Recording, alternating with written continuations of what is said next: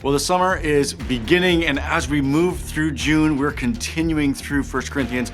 Last month, we looked at Jesus calling us to remember how his body was broken, and he really uses that to lead into our understanding of what it means to be part of his body. So I'm going to take you to this passage in chapter 12 of 1 Corinthians, and it talks about this reality of how God has brought us together as a family.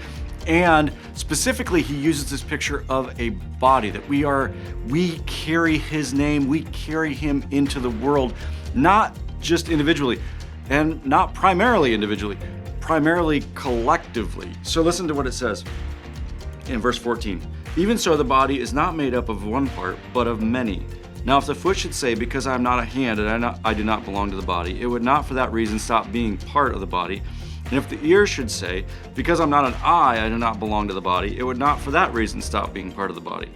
If the whole body were an eye, where would the sense of hearing be? If the whole body were an ear, where would the sense of smell be?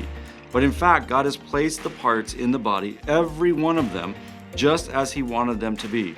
If they were all one part, where would the body be? As it is, there are many parts, but one body. And he's talking about this beautiful way that he's brought together as a family. Not accidentally, but intentionally. He says he put every part where he wanted it to be. And this is something that I've been trying to help our family understand. One of the reasons why I think so many of us struggle with even how we see ourselves is that we're not pursuing, okay, what is it, God, that you want to do through me and the world around me? Because I believe when we step into God's will for our life, and I think Scripture teaches, I think God calls us to this reality that when you step into what he created you for, you realize that you're perfectly created for it. But if you're trying to fill another role, if you're trying to be an ear when you're a hand, you're gonna be frustrated by how you're created. You're gonna feel like it's not right, it doesn't fit, because it doesn't. But when you submit to, okay, God, how do you want to work through me? How do you want to tell this story through my life? Then you realize, oh my goodness, I'm actually perfectly created for what he created me to do.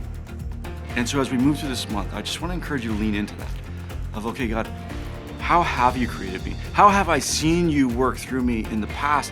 And then how do you want to work through me today or this month?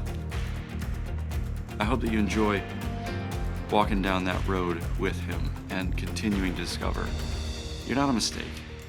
You were created on purpose, for a purpose, with a specific role inside of this story and his